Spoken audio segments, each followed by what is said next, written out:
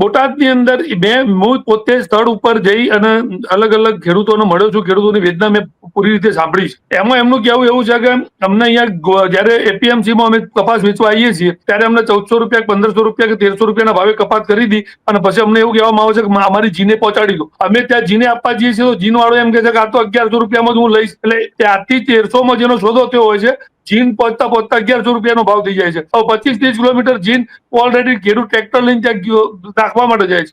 ખેડૂતોની હાલત બહુ ખરાબ છે. આજે જે વરસાદના માવઠાની થયું હતું પણ એમાં પણ ખેડૂતો સુધી શું પહોંચે છે મદદ, એ તો કદાચ ભગવાન જ જાણશે. બીજું કે જે રીતની આ જે નેતાઓની દાદાગીરી સામે આવી રહી છે, આજે તમે જો બધા નેતાઓને સાઈડ કરી દેવામાં આવ્યું છે, ગમે ત્યારે બદલી દેવામાં આવ્યું છે.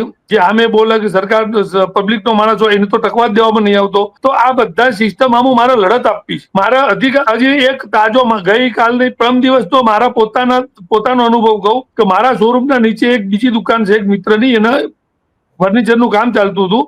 તો એને થોડોક બોલો ફર્નિચરનો વેસ્ટ બહાર મૂકેલો, કારણ કે ત્યાં ડમ્પિંગ કચરો ઉપાડવા માટે જે આવ્યું છે ને એ લોકો એ કહે છે કે અમે આ સામાન નહીં લે, આ કચરો નહીં લેતા. તો ડમ્પિંગ સ્ટેશન તો આપ્યું નહીં, તો મારે નાખવા ક્યાં જવું? તો રાત્રે 2 વાગે આવી અને નોટિસ ચોંટાડી જાય. મેં એનો વિડીયો બી મૂક્યો છે. 5,000 રૂપિયા દંડ કરીશ.